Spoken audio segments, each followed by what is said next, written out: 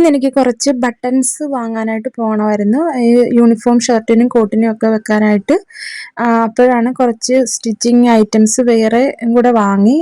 ഇത് French curve, എൻ്റെ കയ്യിൽ ഓൾറെഡി ഒരു ഫ്രഞ്ച് കർവ് ഉണ്ടായിരുന്നു, പക്ഷേ ഇതിൽ നമ്പേഴ്സ് വരുന്നില്ല.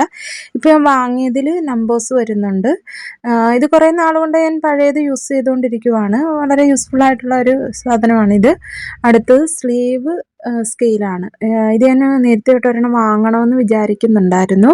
അങ്ങനെ ഇന്ന് കണ്ടപ്പോൾ ഒരെണ്ണം വാങ്ങി. പിന്നെ സ്കാലപ്പ് സ്കെയില്, ഇത് ഞാൻ നേരത്തെ ഇതുപോലെ ഒരു പേപ്പറിൽ, കട്ടിയുള്ള പേപ്പറിൽ കട്ട് ചെയ്തതിന് ശേഷമാണ് ചെയ്തുകൊണ്ടിരുന്നത്.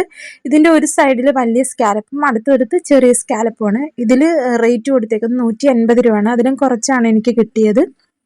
ഇതും വളരെ യൂസ്ഫുൾ ആയിട്ടുള്ളൊരു സാധനമാണ്.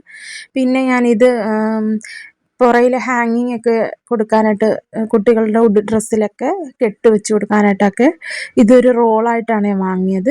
പിന്നെ കുറച്ച് നൂലും അതുപോലെയുള്ള സംഭവങ്ങളൊക്കെ വാങ്ങിയിട്ടുണ്ട്. നൂല് ഞാൻ വൈറ്റും ബ്ലാക്കും മാത്രമാണ് വാങ്ങിയത്. ഇതാണ് ഞാൻ മേടിച്ച ബട്ടൺസ്. കോട്ടിനും ഷർട്ടിനും ഒക്കെ വെക്കാനായിട്ട് മെറൂണും ബ്ലാക്കുമാണ് മേടിച്ചത്. പിന്നെ ഒരു ത്രെഡ് കട്ടർ വാങ്ങി. ഞാൻ ഇത് നേരത്തെ യൂസ് ചെയ്തുകൊണ്ടിരുന്ന ത്രെഡ് കട്ടറാണ്.